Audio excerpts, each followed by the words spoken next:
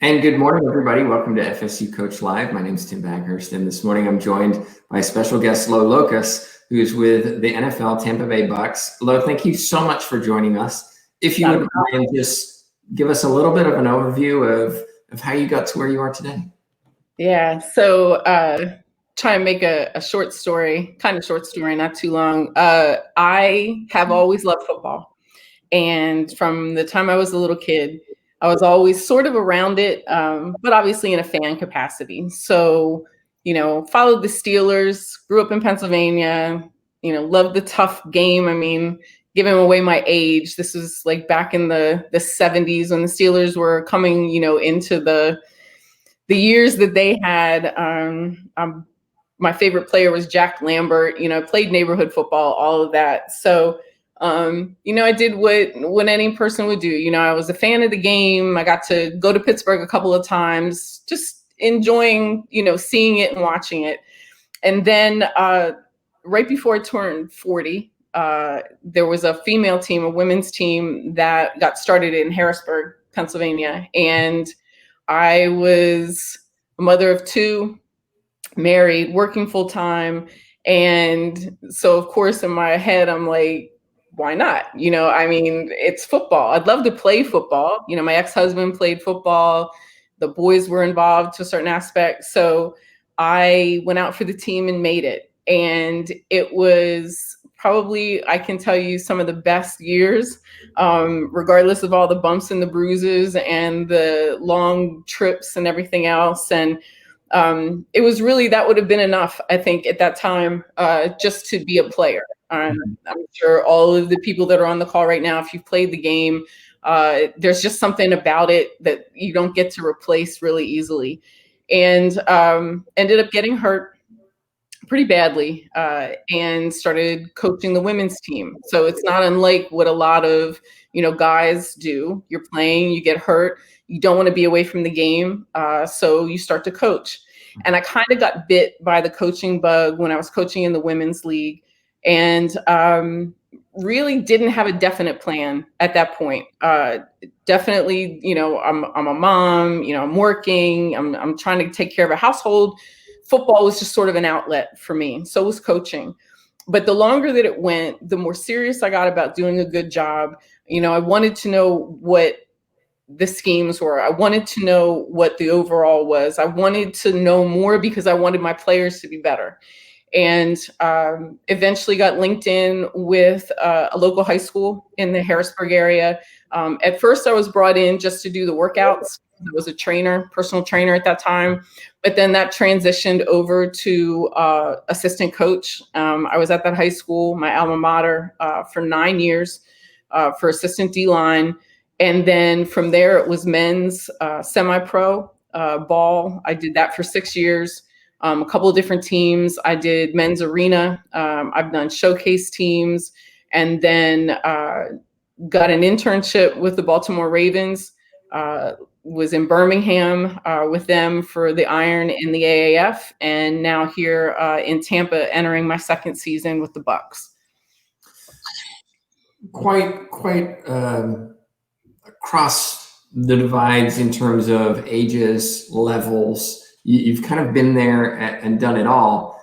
Mm-hmm. I'm curious how you go from, I'm this full-time employee, full-time mom, yep, all of this to, what, I'm gonna pursue my passion and I'm really gonna go towards football.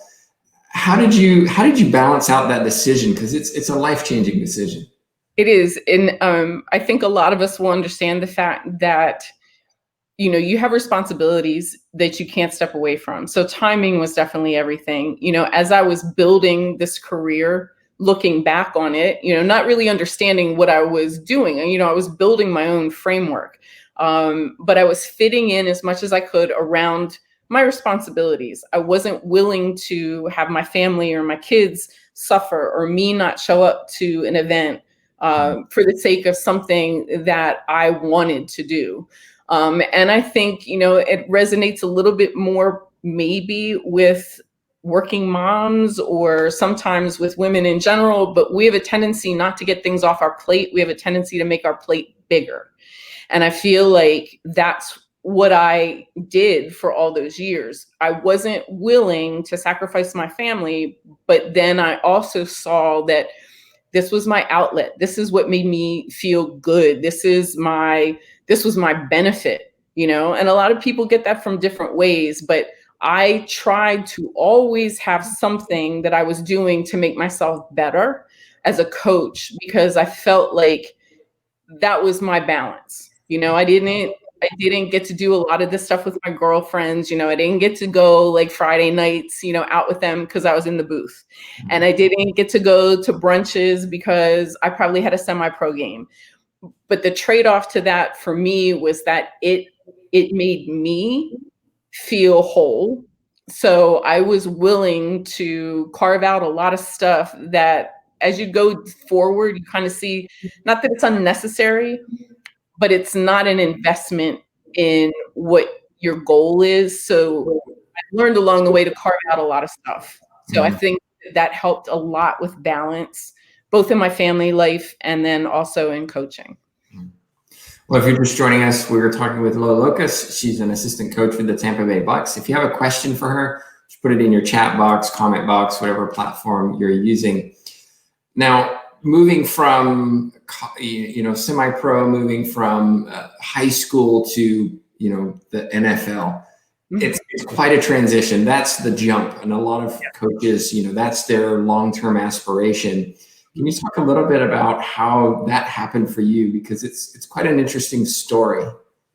Sure. I mean, like I said, I tried to find any way that I could to continually get better. So at the high school level, it was good because our head coach really believed in, continuing education or that we could do as a staff to get better. So we attended clinics together. We went to colleges together. We would sit and kind of pick the brains of staff that were at a higher level. So it kind of sets you up for understanding that if this is something you truly want to do, you can't stay stagnant.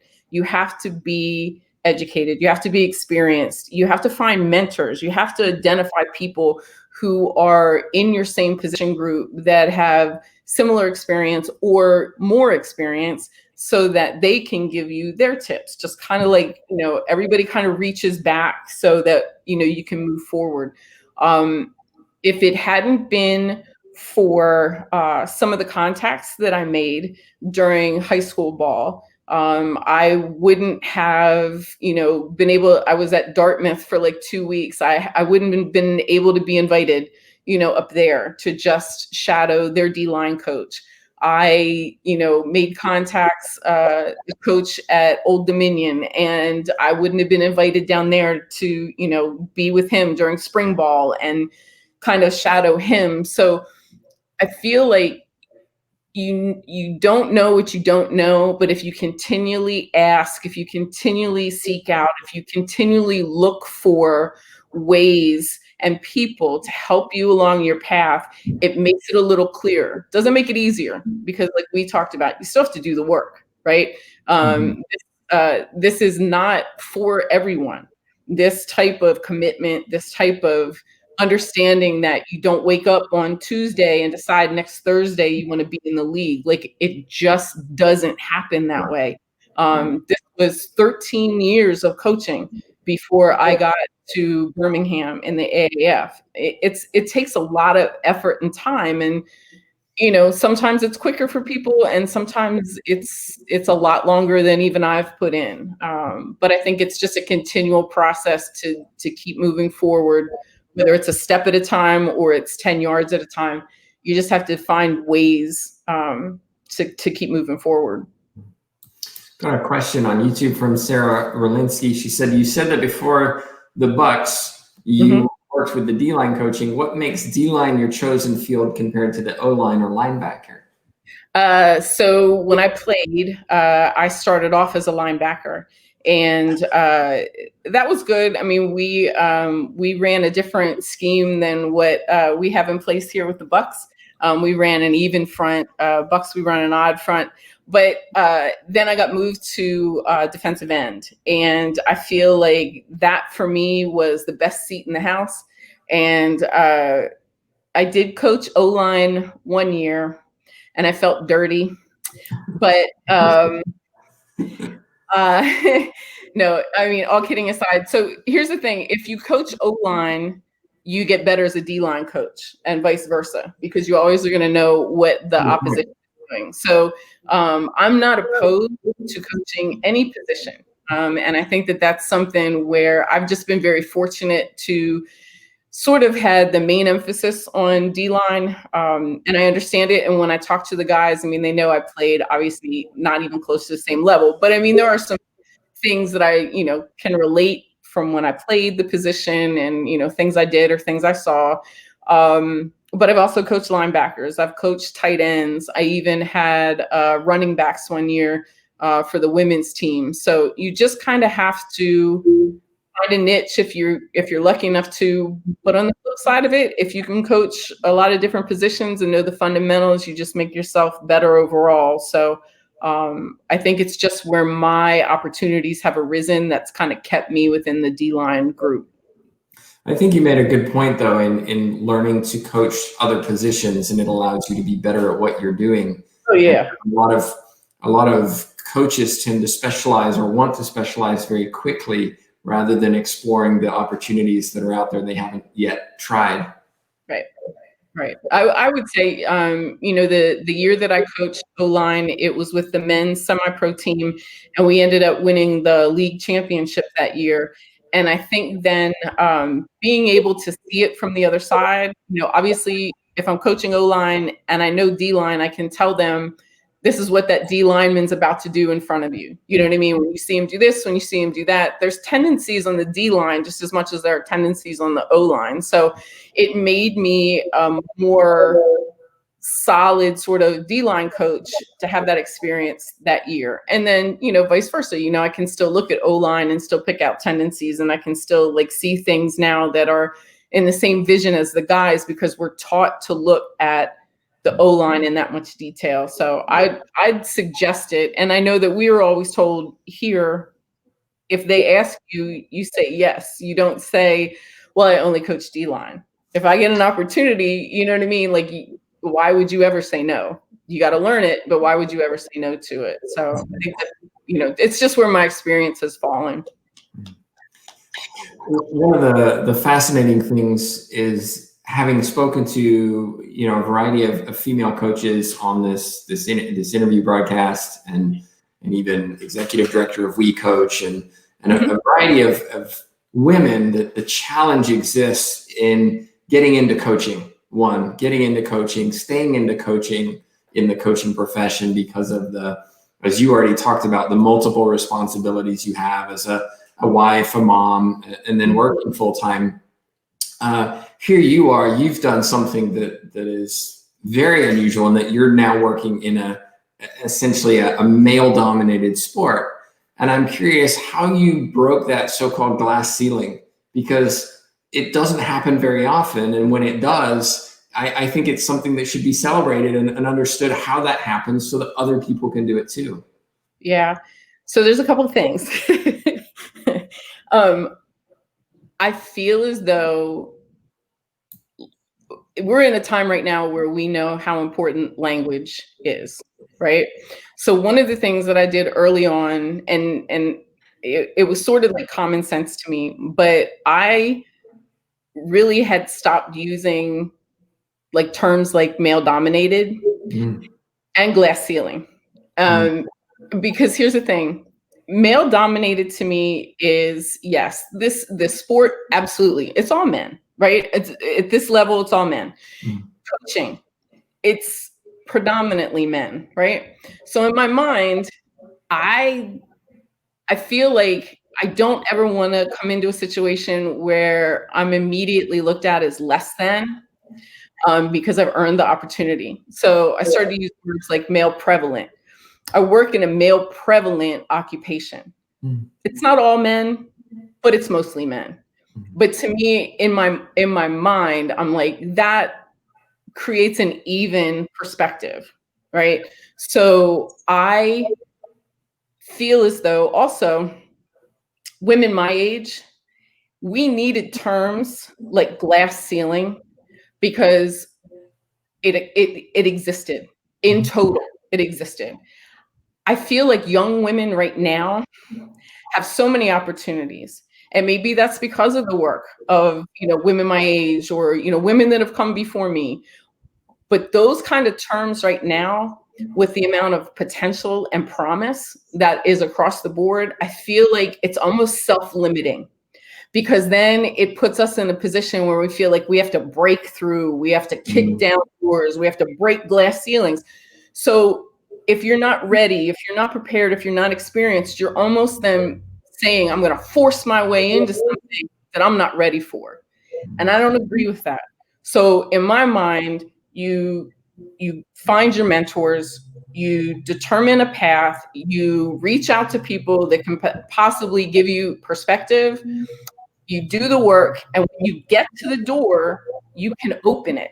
You don't have to kick it down, you can open it and you can walk through it. So it's something where it's a bit of a perspective, it's a little bit probably of an unpopular opinion, but it's just something I truly believe in, where you can't always assume this persona of being less than, or that you have to fight to get there. Is it easy? Absolutely not. It's long hours, it's hot, it's sweaty, it's dirty, it's non-glamorous. It shouldn't be. If you're truly in it for the right reasons, all of that stuff goes out the window. You get technical knowledge, you align with, if you're not doing it now, go to a youth team, start at the youth level, find a high school coach. It only takes one person to give you an opportunity. Find a high school coach that'll allow you to sit with them and watch film and break it down. Find ways to be valuable, volunteer. There's a lot of my career that I got no money at all. No money. It was like the running joke of high school. You know what I mean? Like, I worked for 9 years hard and never saw a dime from high school, ever. Never saw a dime from the women's league. I mean, I didn't get paid for coaching until my first year of arena ball. And that was a lot of games and a lot of practices and a lot of distances driven. And I never got a dime, but you can't expect to. So I think it's all about perspective. It's all about getting a plan together in your mind, what you're willing and what you can accept and what you really know there's going to be a challenge for you. And then having the guts to work around those things. And then everything, I think, kind of clears, because I think the framework is starting to be put together. My journey is not unlike a male coach. It's just that because I'm a woman, it seems to be not so much an anomaly anymore, but in the beginning it was. Yeah. But if you look, other than college coaching, I've followed the same type of path. It's just that the media has a tendency to focus on the end result and not the journey. And that's where we're really missing, and we're really doing a disservice to all potential coaches or any person, let alone women, that want to get into this profession, because all you see is the end. All you see is, she's doing this interview, she's getting this award, she's on this talk show, whatever it is. That's not it. My pride and my reputation and my respect in the coaching community lays on the 15 or 16 years it took me to get here. That's what really needs to be highlighted, but it's not unlike any other coach that's worked their way into the league.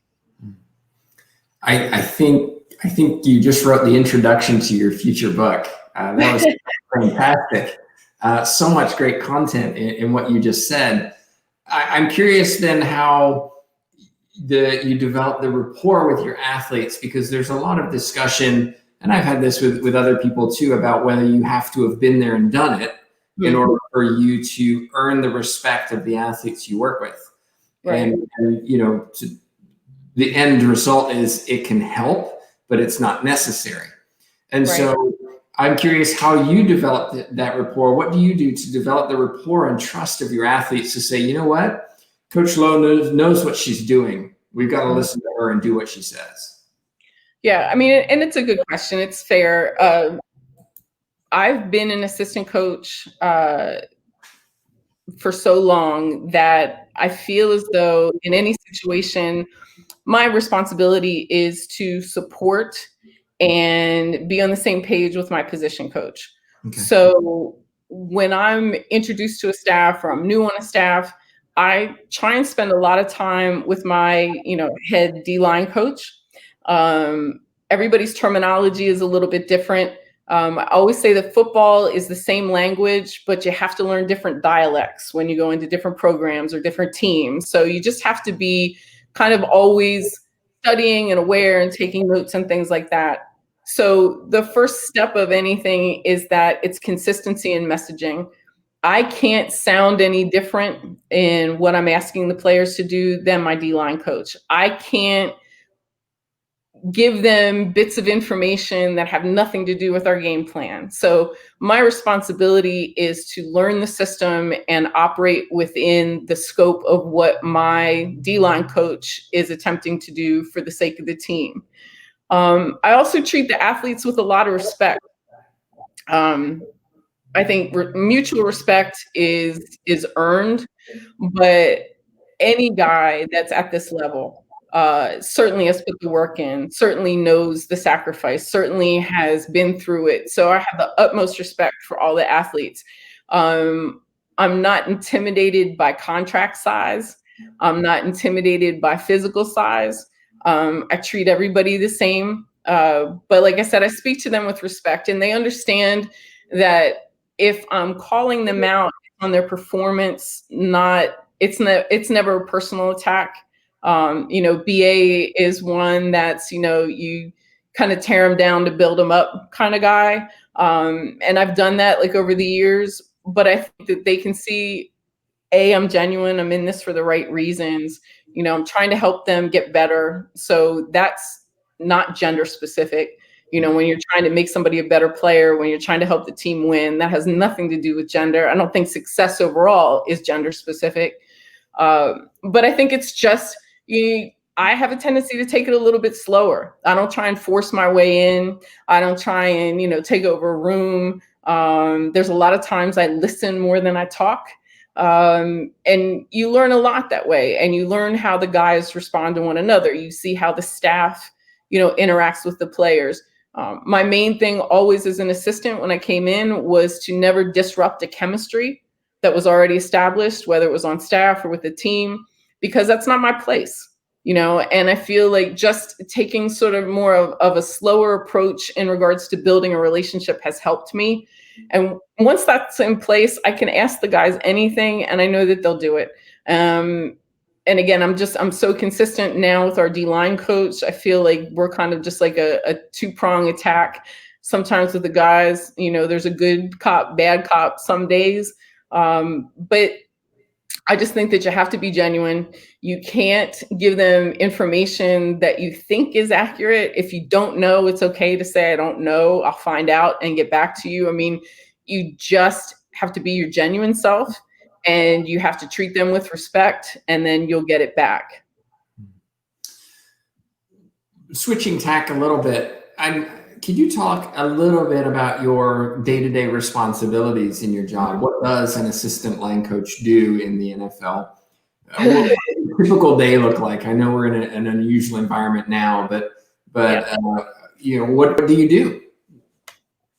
So the first thing, if you've not had the opportunity to shadow or intern, and some programs at college might be like this, so I apologize if I'm kind of reiterating the obvious, but when we're in season, you kind of lose track of the calendar day because you're on football days. So every day one throughout the season, we do the same things. Day 2, day 3, there's always responsibilities, but My days will stretch anywhere from, a little bit before 6 a.m., getting into the office. Um, there's so much preparation that goes into a day, let alone prepping for a game. If I look at it like when we're in season, like a game week, Monday mornings, we would have just played Sunday. We've already broken the film down, which means we're grading out the guys within our position group. We're preparing reports. We watch the film with the coordinator. We share our grades. We watch it again with the team, like the defensive unit. And then we watch it again with our D linemen. So there's a lot of film work that's involved. And as this is going on, you're already sort of prepping or have already started to prep for the next game on Sunday. So as we're kind of putting one team to bed, the next one's coming up. And those are, dissecting the film and looking at every situation, first down, second down passes, third down runs. I mean, all the tendencies get broken down and reported on. So I'm very instrumental in doing those cut-ups and preparing those reports. When we're on the practice field, last year we had 2 practice fields running at the same time. So I have the one group on the one field, just like some of the other assistants do. We're running like through the scout team stuff. We have to make cards every day. We're filming practice. So we're reviewing practice film. We're getting adjustments to calls. We're installing if we need to install. And then it just kind of repeats itself throughout the week, that same type of pattern until we get to game day. And then that's a whole other set of responsibilities up in the booth and everything that, I'm charged out to do. But there's always something to do. And if I don't have anything specifically, which is odd to do, I'll try and pitch in other places because we're still kind of like that team within a team. So if somebody's a little bit behind, I've helped coaches with their PowerPoint presentations and tried to help with copies. I mean, it's kind of whatever you can do. I feel like I hate to not feel like as though I'm helping. So I've tried to pitch in as much as I can, and it helps me learn too. So I'm always there for that. Very long days, right? Especially during the season. And so I'm curious how you as a coach take care of yourself and make sure that your health and well-being is balanced and that you can still have your family life and all that. So how do you moderate stress and avoid burnout in a situation where, you're going for weeks and weeks and weeks with this same repetitive pattern of long hours and just long time away from friends and family? Yeah, it's first of all, it never feels like work. So that's a blessing right there. It does have a tendency physically to kind of like wear on you, but BA is so good about the way that he runs with the staff. We will have what they call Fast Fridays. So we get out probably about like 1, 2, sometimes 3 o'clock on Friday. And then those are the days you kind of catch up, you run your errands or you nap or, we're fortunate enough down here in Tampa, you might run to the beach for a little bit. But I think that there's all types of strategies that coaches have developed over the years to find that balance. You just kind of fit it in when you can, if it's a few minutes at lunchtime, if you can just kind of like tune out and just listen to music while you're doing something, that helps. I try and get as much sleep as I can. It's pretty much walk in the door and go to bed. Even though we're not really kind of working out, we do have capacity to utilize the weight room on a daily basis. But normally it's pretty physical, the in and out, standing on the field, running in and out of the huddle, the guys are carrying the cards in and out. It has a tendency to kind of balance itself out, but I think your body knows it's coming because you started to like do it and you started to like prep for it. So it can be exhausting physically, but it's just, you can't wait to get up the next day and start all over again. So that's kind of how that it's where you're supposed to be. Well, just a reminder, we're talking with Lo Locust, who is a assistant coach at the Tampa Bay Buccaneers. If you have a question, now's your chance, because I only have a couple more, and then we'll let you get back to what you normally do. Being in the position you have, and having the positions you have had across the coaching spectrum, what are some of the challenges that you have experienced and do experience that you talked a little bit about, just if you're trying to get into coaching to be the superstar and just be in front of everybody, then you're in it for the wrong reasons. There's a lot of grind behind that. What is some of that for you? So it's been obviously balanced out now, being here in Tampa, because of, like I said, the way BA runs staff. When I was in Birmingham, the grind was a lot different. We wouldn't leave those offices till midnight, sometimes after midnight, and have to be right back in the next morning. So there's, like you said, about like kind of balancing out. There is a physical challenge to this. Like you can get sick, but you can't be sick, right? So it doesn't matter how you're feeling. Obviously, in this day and time, there could be other considerations, but in normal times, you can't miss work. So you have to be able to go without a lot of sleep. You have to be able to be comfortable being uncomfortable. There's been plenty of times it's been over 100 degrees here, and we're rushing inside, and, you grab something quick to eat, and, it's not a glamorous position by any point. I mean, obviously, there would be no reason. There's no makeup on the field. There's, no makeup in the morning. And I'm sure I've scared quite a few people in the building, those early mornings coming in, but you have to be able to put things like that aside and understand that it doesn't matter anymore. And, especially for, women getting into coaching, when I first started, I didn't wear any makeup on the field because I didn't think it was appropriate. And I wore a lot of baggy clothes, and I wore my baseball cap like pulled down, and, it didn't make me not a woman. It just was my way of saying, I'm here just for coaching. I'm not here to make a statement, and I'm not here to stand out. Like, I just wanted to blend in like everybody else did. And, I think that you do have to understand that there's times and places for things. I don't wear like half of the, corporate clothes that I have still left in my closet because there's no need for it anymore. I do strive to do with less, because in this profession, it's not a matter of if you'll get fired, it'll be when, right? So, I have to always remain what I feel is to be more mobile in the way that I collect things, or, the material aspects of it.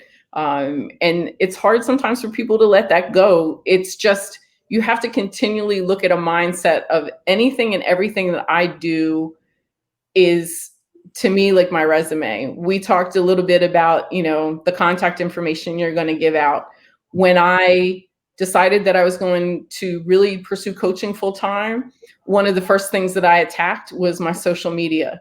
I took off personal pictures. I took off, things that, like anybody, I had a good selfie here and there, on my social media. But to me, now that I'm saying I want to be a coach, you never know who's going to be looking. You never know who's going to be assessing what they see, as opposed to like, what you actually do. So it's important for me to say, if I'm going to do this correctly, everything I do has to reflect that I'm serious about being in the position that I'm in right now. Everything is kind of like my resume. I kind of self-restrict places that I go. Even now, I self-restrict, having a drink sometimes outside. I'll sit at home, and have a drink with my friends, but I just feel like it's my responsibility to be as above board as I possibly can be, because there will always be people that will cast an opinion, or, say certain things, and that's fine. I'll never change it, and I'm not going to put energy into it, but I also don't want to give them reason for it, right? So it's a decision to make whether or not you're okay with kind of stepping back from everything your friends might be doing, all of the things that you see, as the end result type of, celebration of this position. It's just, you have to understand that there's still not really sacrifice, but there's adjustments that you have to make if you want to be here for the long haul. And I do. Like, I'm not finished right now where I'm at. I'd love to be here forever, but I don't ever want to do anything that's going to damage that chance or my opportunity for future success here or anywhere else by not making these types of changes now. And I think that those type of changes sometimes are the hardest to make. Yeah, it's interesting that you talked about going back and removing some of your social media once you made this decision. And I think there's a lesson there for younger coaches as well, to be thoughtful now about how they want to be perceived in 10 years, because these things will come back to you. Now, you do have a public profile, and you're somebody who people know. You're not, somebody like myself who just kind of hides behind the scenes to some extent. And so you can be judged in a different way. And I've talked to some coaches about this, of being in the public image, and because of that, you can receive a lot of praise, but you can also receive criticism and critique. And that can be difficult. And I know just as a person, as a professor, and if my student evaluations are bad, that hurts me. Sure. And I want to fix that. I'm curious, how do you handle some of that kind of public image that might be there, where people maybe don't think as positively of you as others? And how do you deal with that? I was going to say a bad word, but I will suffice it to say it's either through my age or stupidity, but pretty much F them at this point. When I got the job here in Tampa, social media was wicked. If I heard, make me a sandwich like one more time, I mean, it's out there. And I think, like you said, it's difficult sometimes to carve yourself away from it. But the more energy that you put into things like that, and the more mired down you get in how am I being perceived, what do people think, it can really be overwhelming, and it can be damaging. And again, I think that that's another kind of self-limiting type of activity. So I have a really good friendship and relationship with Katie Sowers, and who's the offensive assistant for the Niners. I'm sure you guys know her from the Microsoft commercials and from the Super Bowl this year. But one of the best pieces of advice that she gave me is that she doesn't read articles that are written about her. Once they're done, they're done. She doesn't read the social media comments about her, because that's where you can really get in the weeds with a lot of self-doubt. And, I hate the term imposter syndrome too, oh, by the way. But I think that that's where you really can get into the questioning, like, do I belong here? So on and so forth. And, when I speak always to people about energy, I think that there's a significant self-protection type of mode that I get into, where I know that I only have a certain amount of energy to give to other things outside of work on a daily basis. And if I choose to put those things, that energy, into negative things or negative people, I'm doing more harm to myself than good. So I've really, really made a point to only give energy to either positive things or positive people going forward, because I feel like you're asked to do so much in this position that the last thing that you want to do is kind of take your energy, which is like your money, your investment, and put it somewhere that it's not going to give you a positive return. So I always try and seek out those type of situations or those type of people, because there's always going to be people that, like you said, have a lot to say, a lot of negative, a lot of, whatever it is that they feel is their opinion that's not very complimentary to the hard work and everything that you've put in. I can't change their minds. There are always going to be those people. So I've gotten to a point where, my saying is like, I'm not going to feed the weeds. Like, I'm just not going to do it. I'm not going to give time and energy to let something negative grow. It's not going to happen. I've had to carve people, sometimes friends, away because they just felt like they were trying to pull me down with them. And it's not that I didn't care about them. It's not that they weren't, people that, obviously I don't want to see anything bad happen to people. But at the same point, I understood that there came a point in time where it wasn't mutually beneficial, at all from an energy standpoint. And, I feel bad at times for, some of those, relationships. I don't have those friends anymore, but, I have better things right now. I have good people in my life. I have a very, very small circle of friends, because this path and this journey is difficult for a lot of people to understand. And, you just have to know when and give yourself permission to kind of take yourself away from that, because once you untether, you're going to see that it's a lot lighter and you have a little bit more energy to put into the things that matter to help you get to where you want to be at. And that's the best benefit out of all of it.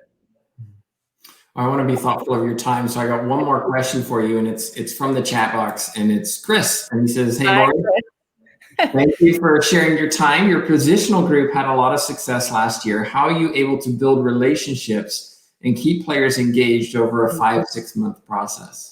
Yep. Hi, Chris. We were talking about you earlier. Thank you for your persistence. We were. in getting me here. So it's a little tricky, obviously, because, the way that the players operate at this level, there's, definite carved out vacation time.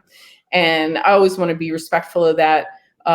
With the way that we've had to do things lately, obviously, there's been a lot more virtual connection when we were doing classroom, a few weeks ago. And then every once in a while, I'm on a group text with the guys, and I'll just send out like a, "Hey, hope everybody's doing okay." That's about the extent of it right now, only because at this level, they're professionals and they understand what it's going to take for them to come back to us prepared. So I know our strength and conditioning folks, they were doing virtual workouts, and there was virtual accountability where, they had to send tapes back to show that they were actually doing their workouts. We did, all of the trainings that we could do, talking about, installs that we wanted to have ready. They still have that information that they can self-review, but it's not quite the same as, say, like a high school program where you're like constantly trying to stay in touch with the kids and making sure, they're getting enough rest or they're eating right. Like, these guys are kind of really self-contained in a lot of stuff that they do. But, I still will try and reach out. But they understand, the success we had last year. Nobody wants to drop off. Being number one in the league, against the run, there's kind of only one way to go, and we'd like to maintain it as opposed to dropping out of that. So I think we all feel the pressure, and we know there's a target on our backs this year. But I think that, and I trust that the guys will come back ready to go. If anybody does have a question, either now watching online or in future watching on YouTube or wherever, what's the best way for them to get in touch with you and reach out? Sure. Obviously my football stuff is on social media, but probably through Instagram or Twitter. Send me a message. I try and be as respectful as I can with timeframes on returning a response. Sometimes it takes me a little bit, but it's probably the easiest way to go at this point. Well, Coach, thank you so much for joining me and us and sharing a little bit of your wisdom. If you have, as a last question, advice for those who maybe wanted to become coaches or move up in the coaching profession, just based on your many experiences, what do you have any particular advice that might be useful? Do the work. It's we talked a little bit. It's not a career for everybody. And there's no shame in that either. There's no, better way to find out if this is something you really want to do than to try and do it. But I would highly suggest understanding it's not an add hot water and stir type of career. It's going to take time. Don't focus on the end result. Focus on getting yourself as good as you possibly can be along the way and the journey. Because you don't know what opportunities may come up that aren't here, but maybe where you really want to be once you get into it. And like I said, it's okay to be okay with this not being where you end up. But it's a lot of hard work. And I would say earn your opportunity and just do the best that you can and do it the right way and be in it for the right reasons. It's great advice. Thank you.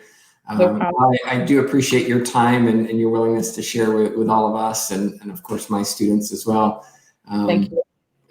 Really is a privilege. Just a reminder, of course, if you haven't yet liked or subscribed or followed the relevant social media channels to catch up with these, we also have a podcast as well. So you can go on your run and listen to all these interviews as well. So we hope you do that as well. But on behalf of myself, Tim Baghurst, and of course, Locust, thank you so much for watching.